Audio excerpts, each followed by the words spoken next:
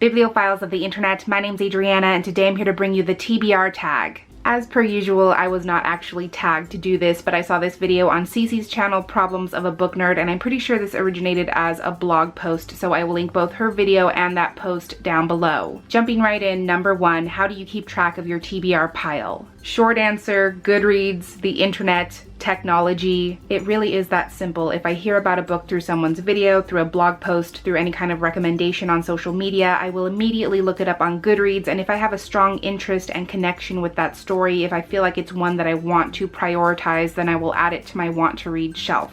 And it's also a really good way to sort of check in with myself because I regularly cull my Goodreads shelves and remove books that I've lost interest in, so it's interesting to see which TBR books stand the test of time. Number 2, is your TBR mostly print or ebooks? I do have an e-reader which I love and I use often, but my ebook collection is nowhere near the size of my physical TBR on my shelves, so I would definitely say print. Number 3, how do you determine which book from your TBR to read next? One word.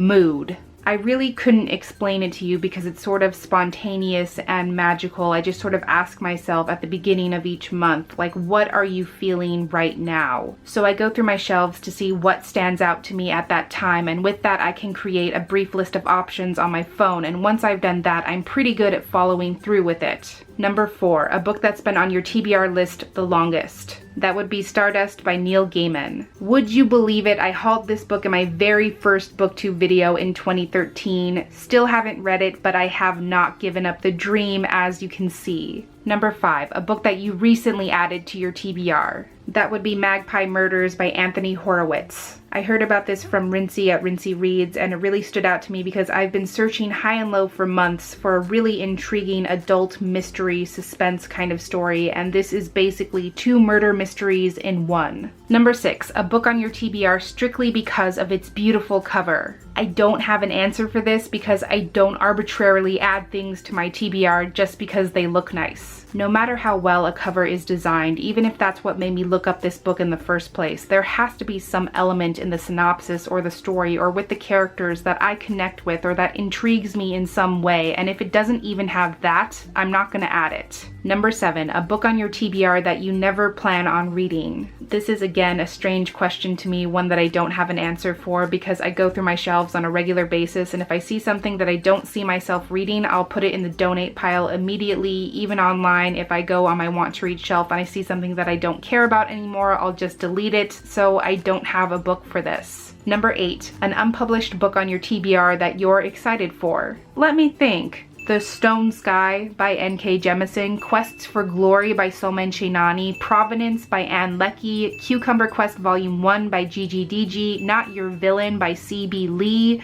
There's just a lot. Number 9, a book on your TBR that basically everyone's read but you. I would have to say Among Others by Jo Walton. This book won both the Hugo and Nebula Award in 2010, I believe, so the hype has come and gone, but I still see it as sort of a staple recommendation in the BookTube SFF community, so I'm just not gonna feel like I'm part of the club until I've read it. Number 10, a book on your TBR that everyone recommends to you. For me, that's pretty much anything by Octavia Butler. Obviously, I talk a lot about N.K. Jemisin and other POC authors in SFF, and the first question out of everyone's mouth is, have you read Octavia Butler? Have you read Nalo Hopkinson? Yes, I have. And while I don't have any Nalo Hopkinson books on my physical TBR, the next Octavia Butler book I would like to read is Fledgling, which I hope to read this fall if everything goes according to plan. Number 11, a book on your TBR that you're dying to read. Well, I'm currently halfway through a book, and once I'm done with that, I have a request from my library that I have to prioritize, but I'm really excited about. But once I'm done with that, there is nothing that can stand between me and The Journey to Dragon Island by Claire Fayers. This is the sequel to Voyage to Magical North, one of the most brilliant, imaginative, engaging middle grade fantasy adventure stories I've read in a very long time, and I know nothing but incredible wonders await me in this installment. And finally, number 12, how many books are on your TBR shelf?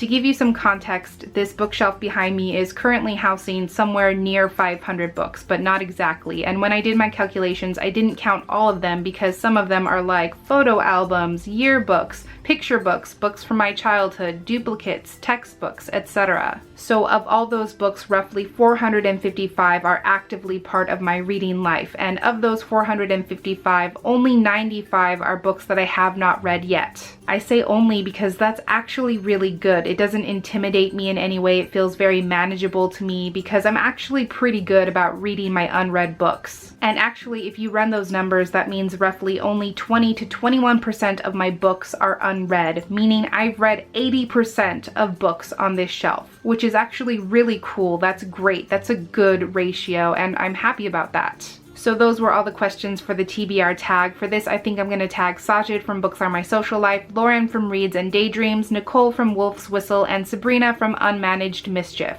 But that is everything I had for this tag today. Thank you so much for watching this video. I really hope that you enjoyed it, and I will catch you on the flip side of the page. Bye!